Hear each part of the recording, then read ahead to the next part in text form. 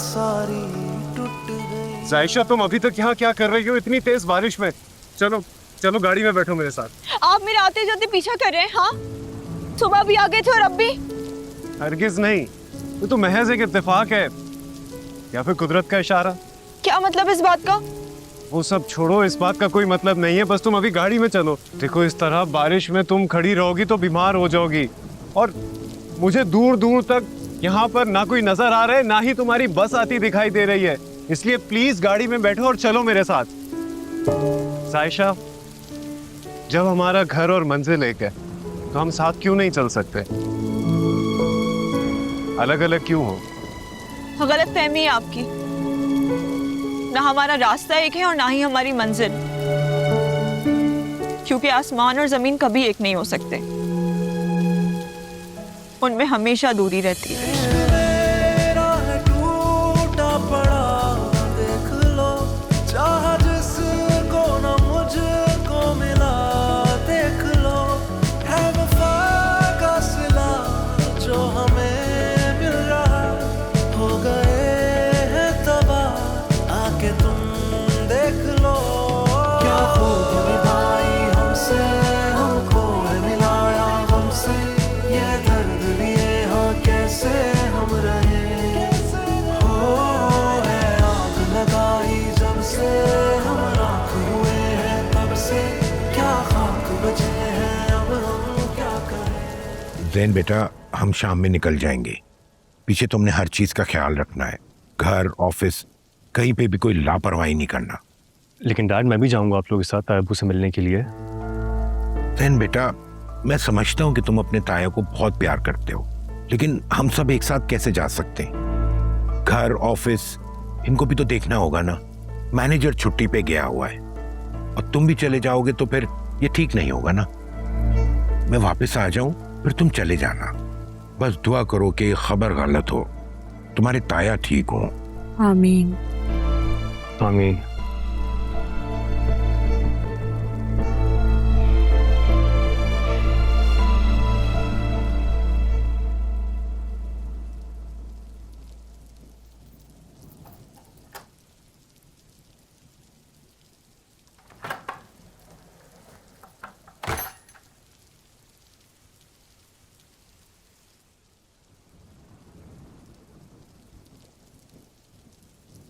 बाज नहीं आएगी ना तू? क्यों निकाला फोन तूने? मम प्लीज मेरा फोन दे दो ना मुझे। किस लिए? हाँ, अरसलान से तू बात नहीं कर सकती है। अरे भाई, तू मुल्तान में है और तेरा फोन कराची में। तुम क्यों कर रही हो मेरे साथ ऐसा? तुम जो कहती हो मैं वो करती हूँ, फिर तुम्हारी हर बात तो मानती हूँ ना। कहाँ मानती है तू मेरी बात? मैंने तुझे कहा ना कि अरसलान से बात नहीं करना जब तक वो अपने माँ बाप को यहाँ पे लेकर ना आए। वो तो मैं वक्त पे आ गई ना, वरना तू मिला रही थी ना उसे फोन। देख फिजा, क्यों नहीं तू समझ रही है मेरी बात? तू चाहती है ना कि उसके माँ बाप घर पे आए हमारे, है ना? तू उसको तड़पा जल बिन मछली की तरह। लेकिन उसके बाद भी उसके माँ बाप नहीं माने तो तू बेफिक्र है, कुंवारी नहीं मरेगी, बस जाएगा तेरा घर।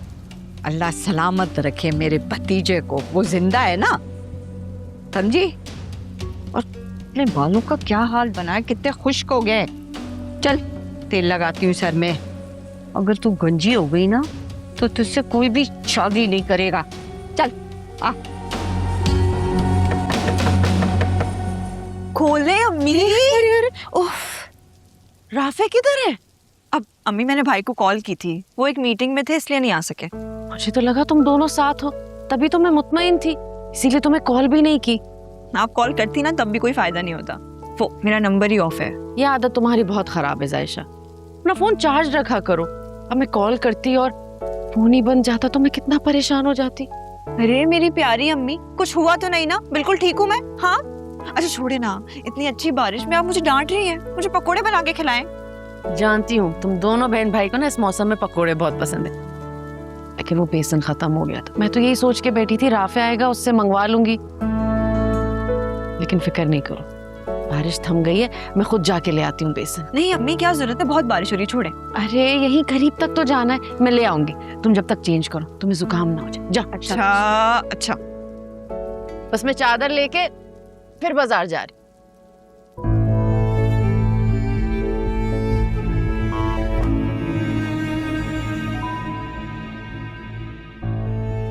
अब लग रही हूँ मैं लड़के की माँ। अरीशा,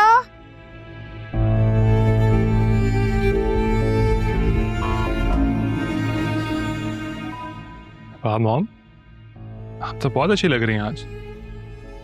तैयारी देखकर लग रहा है किसी खास जगह पर जा रही हैं। सुफियान के लिए लड़की देखने जा रही हूँ। एक बात बताएं, सुफियान आपका सगा बेटा और मैं सौतेला है ना?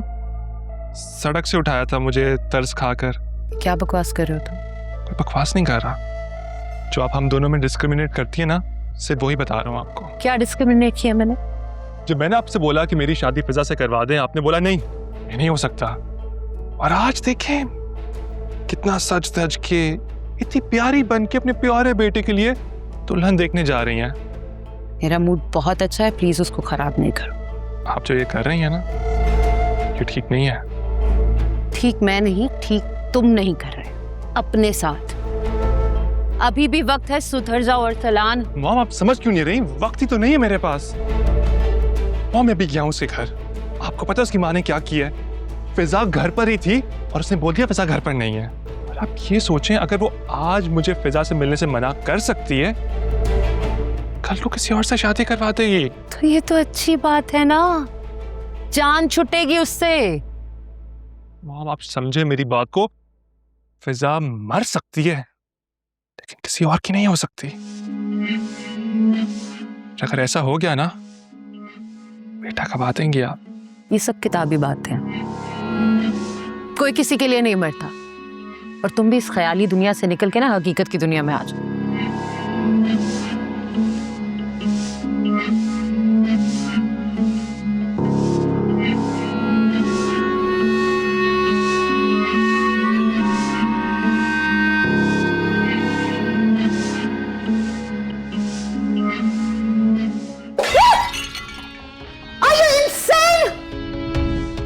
हाँ, हूं मैं पागल। अभी ना आपको पता नहीं मैं किस लेवल का साइको हो सकता हूं। अभी तुम नहीं जानते कि तुम्हारी माँ किस लेवल की सिद्धि है, इसलिए अपने चीप हथकंडों से बाज आओ। फजूल में अपना वक्त जाया मत करो।